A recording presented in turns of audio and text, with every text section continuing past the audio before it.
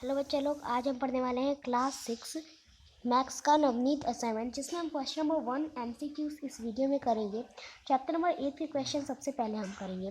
ठीक है, तो नंबर 1 का क्वेश्चन है आपका 7। तो पहले आप 7 लिख देंगे, फिर आएगा 2000, यानी कि जो 2 है वो थाउजेंड्स की प्लेस वैल्यू पे आएगा, यानी कि थाउजेंड्स की प्लेस वैल्यू कहाँ आएगी, पॉइंट के बाद आएगी। तो फिर हम 7 पे ही पॉइंट लगा देंगे। फिर ये जो आपका 0 है वो अभी टेंस की प्लेस वैल्यू पे है। फिर आपका वापस आएगा तो आएगा आपका हंड्रेड्स, पर आपको क्या बोला है, आपको बोला है कि आपको थाउजेंड्स की प्लेस वैल्यू पे लगानी, और हंड्रेड्स के बाद आएगा आपका थाउजेंड्स, यानी यहाँ पे ही आएगा आपका 2। ठीक है, एक और नंबर से अच्छे समझते हैं, जैसे कि 6 वंस, यानी कि वंस पे आएगा 6, फिर आया 5 टेंस आगे, यानी कि 6 वंस। ठीक है, अब हमें वंस वाला कहानी जो कि पॉइंट के बाद की कहानी होती है वो हमें पता है। ठीक है, वो वहाँ पे अब यहाँ पे ख़त्म हो गई। अब पॉइंट के बाद यानी कि जो टेनेट्स हंड्रेड्स यहाँ से अब आ गया। अगर इसमें 601 होता तो हम 601 लिखते, लेकिन 6 से लिखा है इसके लिए 6, तो हम यहाँ पे पॉइंट लगाएंगे तभी तो हमारा टेनेट्स आ पाएगा।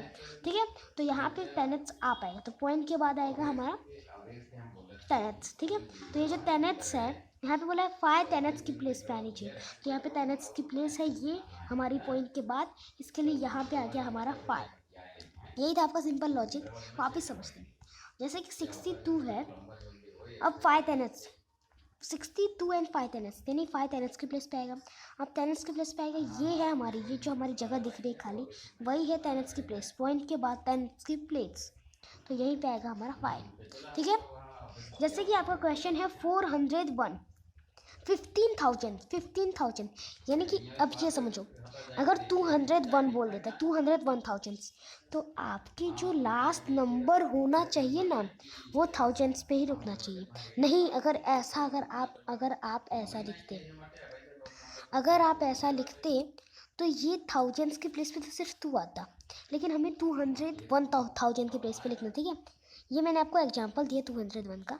ऐसे ही 15,000 है, यानी कि अगर मैं यहीं से 15 लिख दूँ पॉइंट के बाद ही, तो ये आएगा हमारा हंड्रेड्स पे, लेकिन हमें क्या करना है, ये लास्ट जो दीजिए था उसे थाउजेंड्स पे लाना है।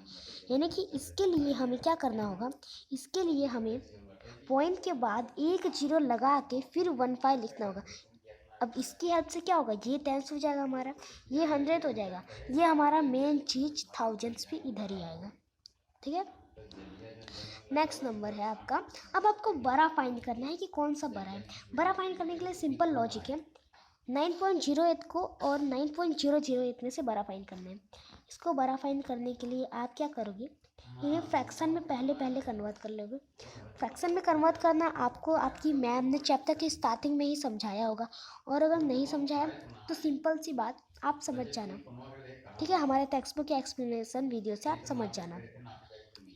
अभी हम ज़्यादा टाइम वेस्ट किए बगैर ये सीखते हैं कि कैसे सॉल्व करते हैं। ठीक है, तो यहाँ पे आप देख रहे हो 908/100 और 9008/100, सॉरी 9008/1000, ये दोनों फ्रैक्शन में हमने कन्वर्ट कर लिया।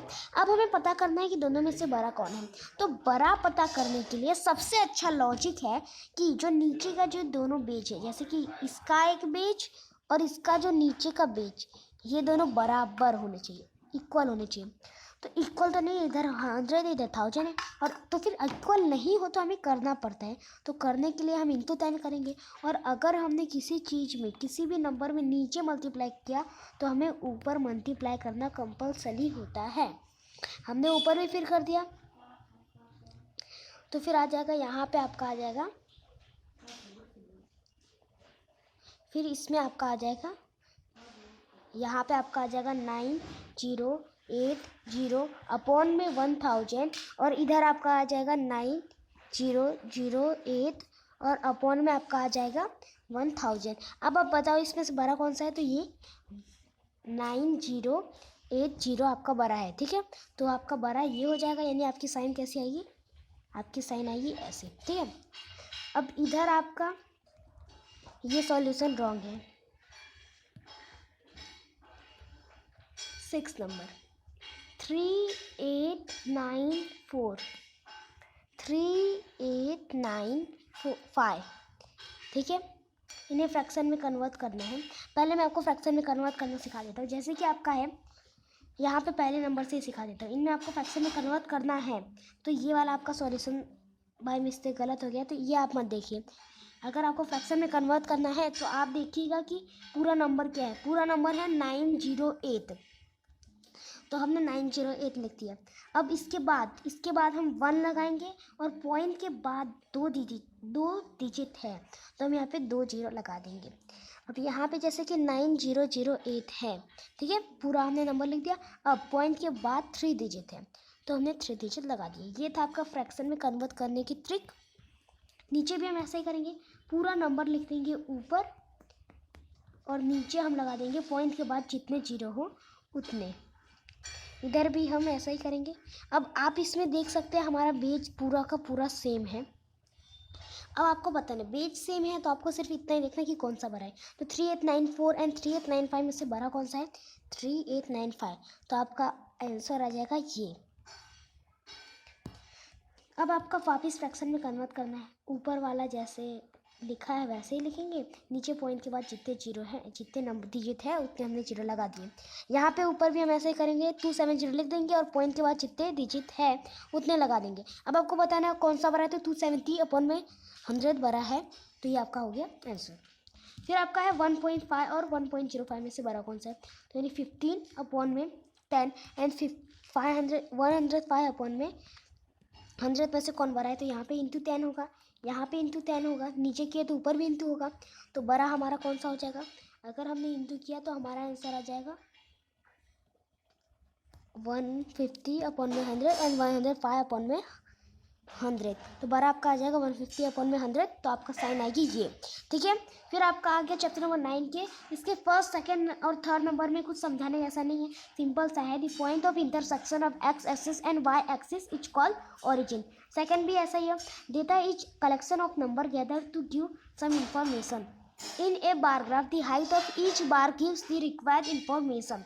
अब 4 नंबर से आपका क्वेश्चन चालू हुआ है, if the scale along Y axis is, अगर वाई एक्सिस में जो स्केल है उसका जो स्केल का जो 1 यूनिट है वो 4 गर्ल्स के बराबर है, तो फिर उसके 6 यूनिट कितने गर्ल्स के बराबर होगा?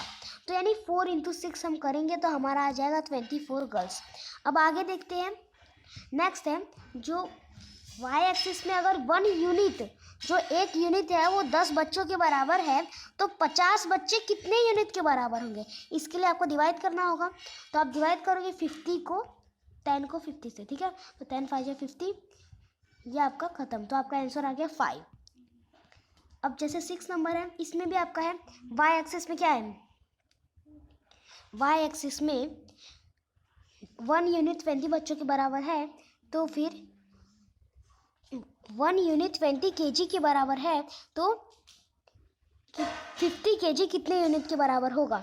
तो यानी कि हम लिखेंगे 1 unit is equal to 20 kg, 50 kg में कितने यूनिट आएंगे, इसके लिए हमें डिवाइड करना होगा। तो हम 20 को 50 से डिवाइड करेंगे,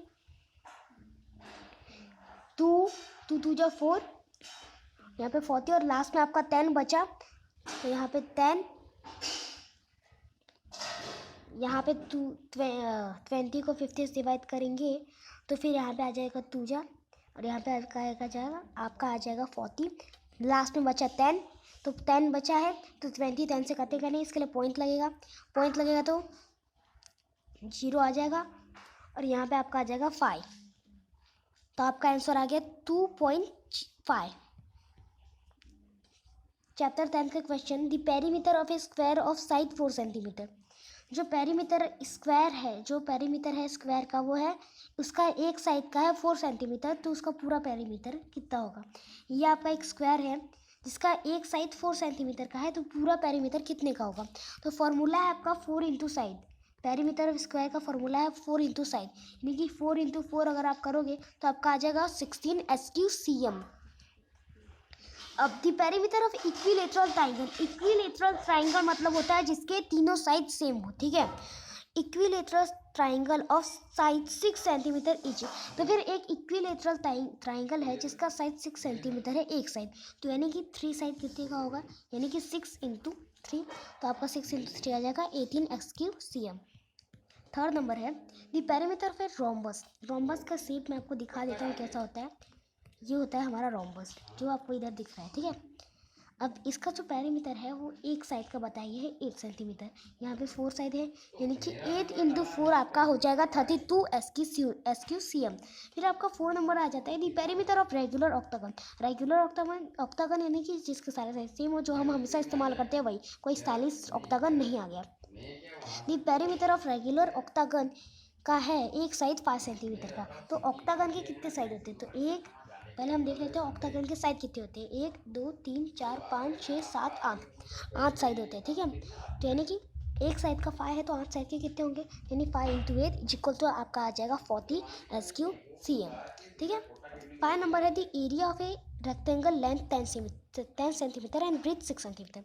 एक रेक्टेंगल है जिसका एरिया है, एरिया की बात आ गई, ठीक है। तो उसका जो लेंथ है 10 सेंटीमीटर है और ब्रेथ 6 सेंटीमीटर है। फॉर्मूला है लेंथ इंटू ब्रेथ, यानी कि 10 × 6, तो आपका आंसर आ जाएगा 60 SQ/cm। The area of square of side 12 centimetre. एक एरिया ऑफ स्क्वायर है जिसका एक साइड है 12 सेंटीमीटर, ठीक है। ये स्क्वायर है, ठीक है, आपको दिख रहा है, इसका एरिया है 12 सेंटीमीटर। तो फिर अब आपको फॉर्मूला ऐड करना है। एरिया ऑफ स्क्वायर का फॉर्मूला है साइड इंटू साइड, यानी 12 × 12। 12 × 12 आपका हो जाएगा 144 SQ/cm। 7 नंबर है आपका the area of rectangle etch 56 SQ/cm। Rectangle का एरिया है वो है 56 SQ/cm, ठीक है। तो उसकी एक साइड का क्या होगा, हाँ, तो उसका नहीं, रेक्टेंगल है, ठीक है, उसका फॉर्मूला पहले तो एरिया ऑफ रेक्टेंगल का फॉर्मूला है आपका लेंथ इंटू ब्रेथ, सिंपल सीधी बात। तो लेंथ इंटू ब्रेथ, तो यहाँ पे आपको ब्रीथ पूछा गया है। टोटल 56 है जिसमें लेंथ है 7 सेंटीमीटर, तो ब्रीथ क्या होगा, तो हम लिखेंगे, देखो लेंथ इंटू ब्रेथ हमारा फॉर्मूला है, हमें लेंथ बताया गया यानी 7 है और इंटू बी, ठीक है। और यहाँ पे हमारा टोटल आया है 56, यानी कि ऐसे आपका सॉल्यूशन लिखा है 56। अब आपका आगे क्या होगा, आपको ब्रेथ निकालना है, तो ब्रेथ को आपको अकेले करना होगा। तो ये 7 इंटू है, इससे आपको यहाँ भेजना होगा, तो ये कुछ नहीं है, नहीं ये 7 है वो मल्टीप्लाई में, तो यहाँ पे जाने के बाद वो डिवाइड में हो जाएगा। तो अगर आप 7 को, या तो आप 7 को उधर भेज दो, जैसे कि मैं आपका लेंथ है वो 7 और इंटू ब्रेथ है तो आपका 56 है, ठीक है। या तो 7 को इधर भेज दो या 56 को इधर लेके ब्रेथ को उधर भेज दो, तो 56 को इधर लेके ब्रेथ को उधर भेज दो। तो हम क्या करते हैं, पहले मैं आपको सिखा देता हूँ। 56 को इधर ले लेंगे तो क्या हो जाएगा, इसको इधर ले लेंगे तो फिर सिंपल सा होगा कि यहाँ पे जब 56 इधर आ जाएगा तो क्या होगा, 56 मल्टीप्लाई में है डिवाइड हो जाएगा, यानी 56 को आप 7 से डिवाइड करो। 56 को अगर आप 7 से डिवाइड करोगे तो आपका 8 आ जाएगा। वापस समझाता हूँ, जैसे कि आपका है एरिया ऑफ रेक्टेंगल है, पहले आप देखो आपको गिवन क्या है, आपको गिवन है टोटल SQ/cm है आपका 56, जिसका लेंथ है आपका 7 सेंटीमीटर, ठीक है। तो फॉर्मूला है आपका length into breadth, length into breadth आपका फॉर्मूला है, ठीक है। तो अब देखते हैं, लेंथ है हमारा 7, ब्रेथ हमें निकालना है और 56 सेंटीमीटर टोटल है। अब हमें क्या करना है, हमें सिंपल से ब्रेथ को अकेला करना है, ठीक है। ब्रेथ को इक्वल टू के इस पार ले जाना है, इक्वल टू के इस पार ले जाएंगे तभी तो होगा, ठीक है। तो फिर 56 को हम इधर ले लेंगे, 56 को इधर ले, यानी इधर कोई साइन आपको दिख रही है, माइनस प्लस की कोई भी साइन दिख रही है, नहीं दिख रही है, यानी इसमें कोई भी साइन नहीं हो तो मल्टीप्लाई की साइन होती ही है, और मल्टीप्लाई की साइन है यानी कि 56 मल्टीप्लाई में है, तो इक्वल टू के इस पार आएगा यानी डिवाइड में हो जाएगा। मैं आपको सिखा दूँ कि इक्वल टू के अगर इधर माइनस हो तो इधर प्लस हो जाएगा, इधर माइनस हो तो इधर प्लस हो जाएगा, इधर इंटू हो तो इधर डिवाइड हो जाएगा, और इधर इंटू हो तो इस साइड डिवाइड हो जाएगा, ठीक है। तो इधर आपका ऐसा था, मैंने ऐसा लिखा था, 56 को हम इधर ला रहे थे, इधर कुछ नहीं यानी इंटू है, इंटू यानी मल्टीप्लाई, मल्टीप्लाई को हमने इधर लाया यानी डिवाइड में हो जाएगा। तो 7 डिवाइडेड बाय 56 आपका हो जाएगा 8, ठीक है। 7 को आप 56 से डिवाइड करके देख लीजिए, आपका 8 आ जाएगा। तो यानी कि 7 अभी आपका 8 आ गया। फिर 56 को अगर आपने इधर लिया तो अब इधर लिया ना, पहले इधर ले लिया, इधर आ गया होगा, कहीं पे भी आ गया होगा, ठीक है। मान लो इधर आ गया तो आपका ऐसा होगा 7 डिवाइडेड बाय 56 और फिर 8 को हमने उधर ले लिया, यानी कि इक्वल्स टू ब्रीथ। 7 को 56 से डिवाइड करो, आपका ब्रीथ आ जाएगा। तो इसको आपने डिवाइड करोगे तो आपका 8 आ जाएगा, और आपका यही है 8 इज इक्वल टू ब्रीथ। ठीक है, आपने बड़े बच्चों को भी ऐसे ही करते हुए देखा होगा, मैंने आपको सिखा दिया है। अगर आपको वापस सीखना हो तो आप हमें कमेंट कीजिए। 8 नंबर है, the area of A square is 81 SQCM। ये भी आपका वैसा ही क्वेश्चन है, तो आप इसे भी अच्छे समझ लीजिए। एरिया ऑफ स्क्वायर है 81 SQCM है। ठीक है, ऊपर था एरिया ऑफ रेक्टेंगल, इधर है एरिया ऑफ स्क्वायर, यानी कि इधर से फॉर्मूला बदला है। तो एरिया ऑफ स्क्वायर है 81 SQCM। तो the length of each side etch, तो उसके साइड का लेंथ क्या होगा? तो यहाँ पे लेंथ इंटू ब्रेथ फॉर्मूला है, तो यहाँ पे आपको जो है वो आपका साइड पूछा गया है। तो यानी कि फॉर्मूला आपका क्या है? Side into side. तो side into side is equal to 81। ठीक है, side into side is equal to 81। तो आपको साइड निकालना है, तो आपको क्या करना होगा? 81 का हाफ निकालना है। तो 81 का हाफ आपका होगा 9, यानी 9 इंटू 9 इज इक्वल टू 81। तो इसी के साथ आपका ये चैप्टर नंबर 10 तक का सॉल्यूशन फिनिश होता है। अगर आपको हमारा वीडियो अच्छा लगा इसे लाइक कीजिए, सब्सक्राइब कीजिए, शेयर कीजिए। मिलते हैं अगले वीडियो में। जय हिंद, जय भारत।